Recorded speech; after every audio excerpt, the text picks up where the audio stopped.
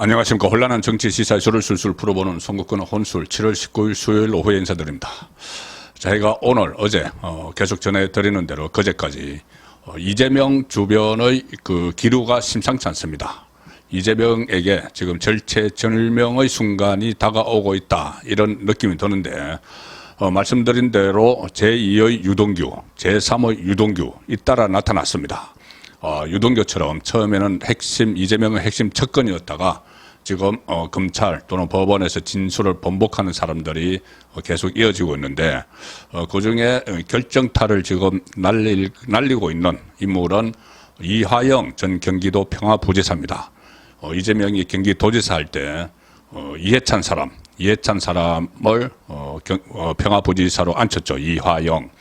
그래서 이해찬 세력, 그러니까 과거의 친노 세력을 흡수하기 위해서 이해찬을 후견인으로 삼아서 그 보좌관을 지낸 이화영을 경제부지사로 발탁을 했고, 이 이화영에게 대북 사업을 여러 가지를 맡겼습니다. 경기도의 대북 사업을 맡긴 것은 본인이 그때 당시에 문재인 정권 때 남북 그 정상회담이 열리고 했는데, 그때 문재인이 이재명을 북한에 데려가지 않았죠.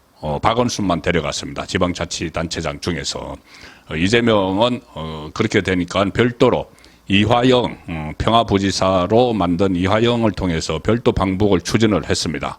그 과정에서 300만 불 북한이 요구를 했고, 그 방북 대가로 또 그것과 별개로 경기도가 북한에 스마트팜 사업을 해주겠다 해서 500만 불을 약속을 했는데, 그것도 안 좋습니다. 그렇게 되니 북한이 화를 냈죠. 화를 내니 김성태 전 쌍방울 회장, 김성태가 800만 불을 북한에 보냈습니다. 이화영을 통해서 서로 이야기를 나눴죠. 그런데 지금까지 김성태는 내가 이재명을 위해서 800만 원을 줬다, 북한에 줬다. 그런데 이재명은 무슨 소리냐, 신작 소설 쓰지 마라. 나는 그 쌍방울과의 관계는 이 과거에 내의 사입은 쌍방울 속옷 사입은 것밖에 없다, 이렇게 너스레를 떨었습니다. 그렇지만 최근에 김성태가 다 그 불기 시작을 했고 4번이나 통화를 해서 대신 돈을 내줘서 고맙다는 말을 이재명이 했다. 그리고 이화영이 전화를 바꿔줬다, 이런 이야기를 했는데, 이화영이 입을 다물고 있었죠. 그런 적 없다, 나는 그런 적 없다. 그러면서 이재명에 대한 그 이재명 쪽 편에 서서 계속 부인을 했습니다. 그런데 속속 본인에게 불리한 정황들이 나타나고 김성태가 설득을 하고 이제 그만하자, 더 이상 했다가는 우리가 다 덮어선다, 이재명을 위해서 했다고 하자, 이렇게 되니 이화영이 체념을 해서 불기 시작했습니다. 그래서 제2의 유동규, 한때 이재명의 핵심 척근이었지만 지금은 진실을 이야기하는, 그래서 이재명을 코너로 몰아넣는 그런 그 이화영의 변심이 지금 이재명을 옥죄고 있습니다. 또 한 사람, 제가 제3의 유동규라고 말씀드렸는데, 정바울, 이것은 백현동 사건입니다. 백현동의 그 개발업체, 부동산 업체, 아시아 디벨로퍼, 그 정바울이 또 법정에서 진실을 말하기 시작을 했죠.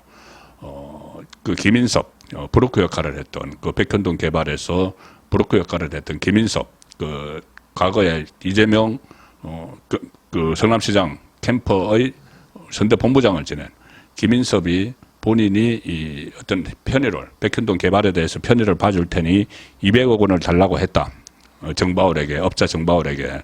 그러면서 본인이 100억 원은 본인이 갖고, 김인섭 본인이 갖고 100억 원은 이재명과 정진상에게 줄 돈이다, 이런 이야기를 했다고 또 폭로를 했습니다. 자, 그래서 이런 것들이 이제 제3자 뇌물 혐의, 이런 것이 적용이 되면서 검찰 수사가 활기를 띠기 시작을 했는데, 이재명을 딱 포위하는 형국이죠. 그전에 대장동, 성남FC, 그 위례신도시, 이것은 체포동의안이 국회에 가서 부결되면서 구속에 실패했는데, 이번에는 이재명이 내가 더 이상 불체포 특권 뒤에 숨지 않겠다, 이렇게 소를 하면서 국회를 지금 그 7월 말 8월 초 사이에 국회가 안 열리고 있습니다. 자, 그러면은 국회가 안 열렸을 때는 체포동의안이 필요가 없죠. 바로 그 검찰이 구속영장을 청구를 하면은 그것이 영장법원에 가서 영장실질심사를 밟는, 그러니까 일반인과 똑같은 절차를 밟게 됩니다.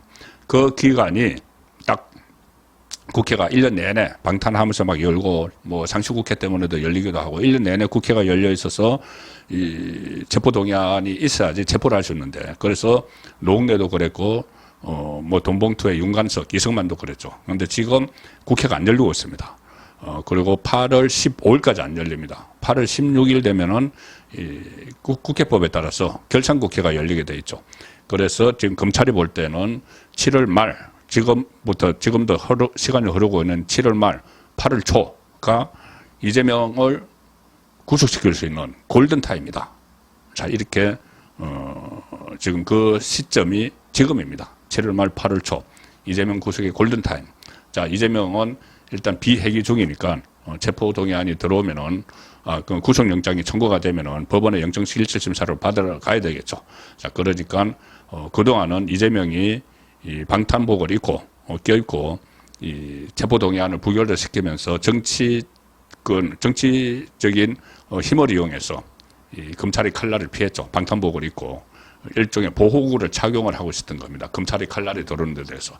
그런데 지금은 7월 말 8월 초에는 이 보호구를 벗습니다. 벗겨져 있죠, 지금. 벗겨져 있습니다. 이 상황에서 진검승부, 검찰과 이재명의 진검승부가 펼쳐지는데, 자, 검찰이 언제 이 구속영장을 청구를 할 것이냐.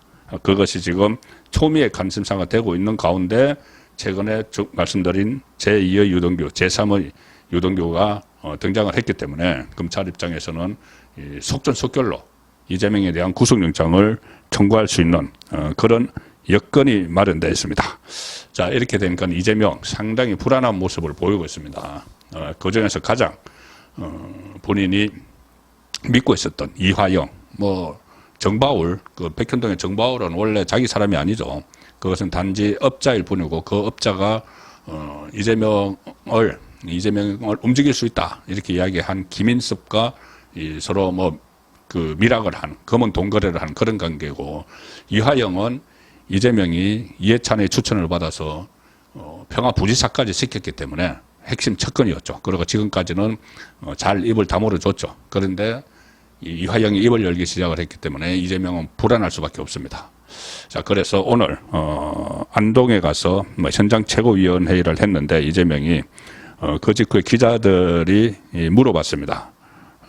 그 이화영이 핵심 척근이었던 이화영 평화부지사가 이 대북 송금 그것을 이 장방울 쪽에 대신해달라고 부탁을 했고, 그것을 이재명에게 보고를 했다. 당시 경기도지사였던, 본인은 부지사였고 도지사였던 그 이재명에게 쌍방울이 대신 돈을 내달라고 이야기를 했고, 쌍방울이 그렇게 하겠다고 했다. 그리고 실제로 나중에 그것이 이루어졌죠.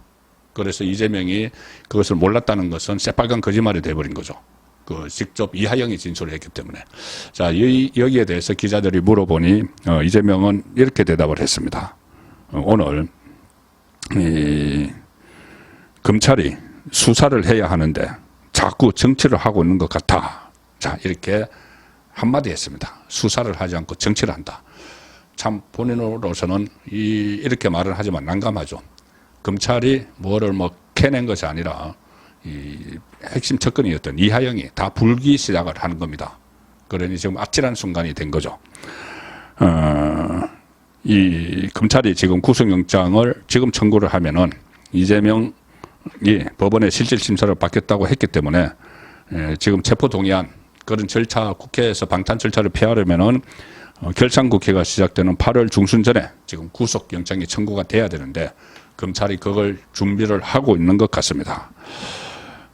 현재 국회는 휴회 중입니다. 그래서 결산국회가 8월 16일 날 열리기 때문에 검찰의 골든타임은 7월 말 8월 초다. 7월 말 8월 초에 어떻게 해서든 이 백현동을 가지고 가든 대북송금을 가지고 가든 양쪽에서 같이 하든 구속영장을 청구를 해야 되는, 자, 그런 타이밍에 와 있습니다.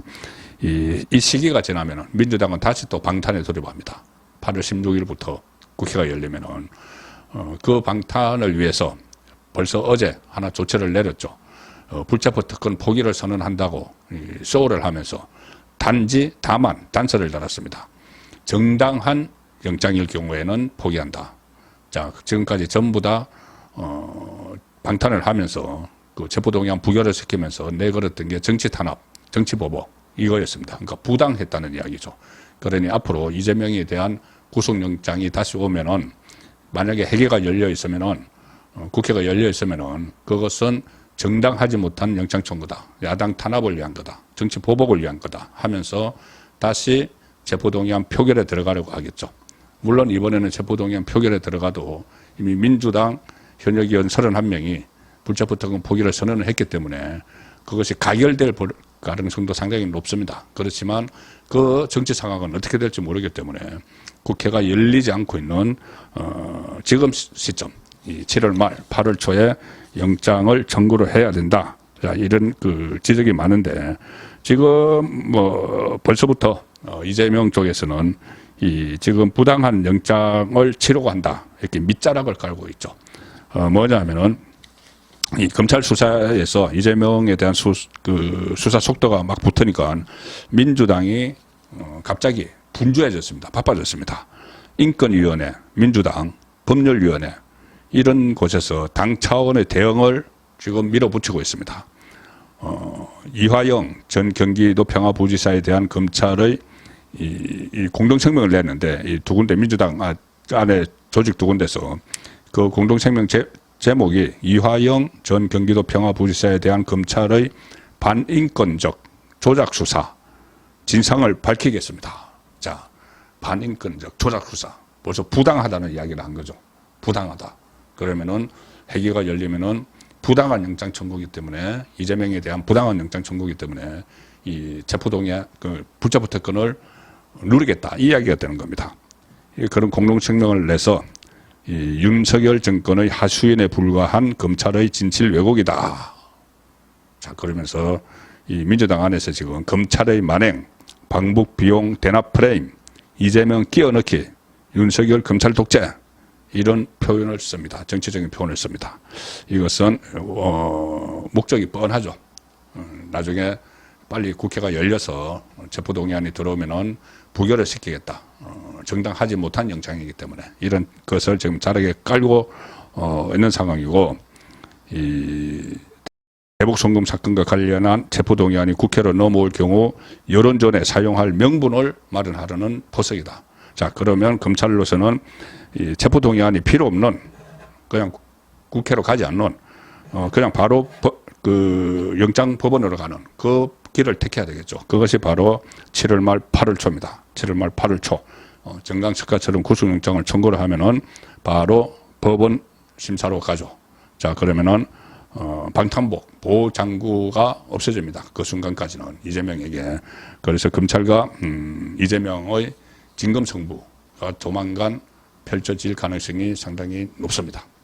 송근의 혼술이었습니다.